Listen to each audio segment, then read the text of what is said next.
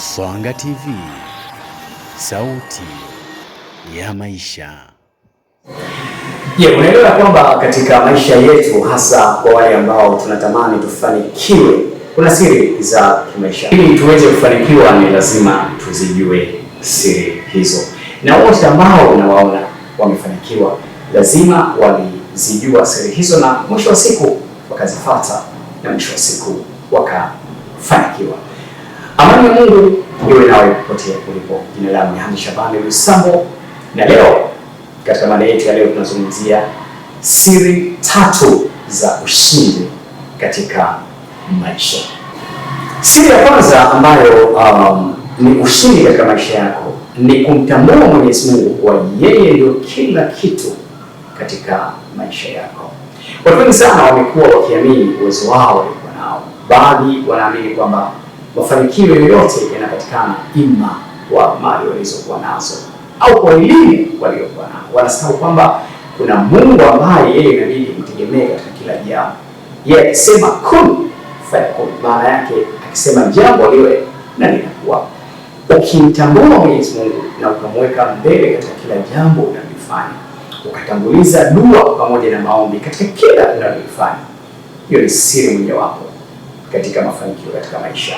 Na nikueleze ya kwamba hakuna mtu yeyote aliyemtanguliza Mwenyezi Mungu katika maisha yake kila siku isipokuwa alipata mafanikio makubwa. Siri ya pili ambayo ni ushindi katika maisha yetu kila siku ni subira na uvumilivu. Dunia au maisha ya kila siku yamejawa na changamoto kadha wa kadha, changamoto ambazo zinahitaji subira na uvumilivu wa hali ya juu.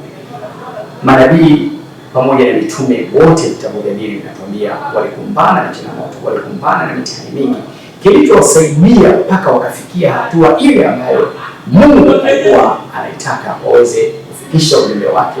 Walifanya subira na uvumilivu. Watoto waliofanikiwa siku zote huwa wanaamini ya kwamba leo nimeanguka, kesho nitasimama. Wanavumilia changamoto na mitihani, na mwisho wa siku wanakuja kufanikiwa katika jambo ambalo wanalifanya. Lakini siri ya 3 ni ujasiri kwa kile unachokifanya. Ujasiri unapofanya jambo lolote ambalo unaamini kwamba jambo hili ndilo jambo langu, jambo hili ndilo ambalo litanifanya niweze kutimiza ndoto yangu.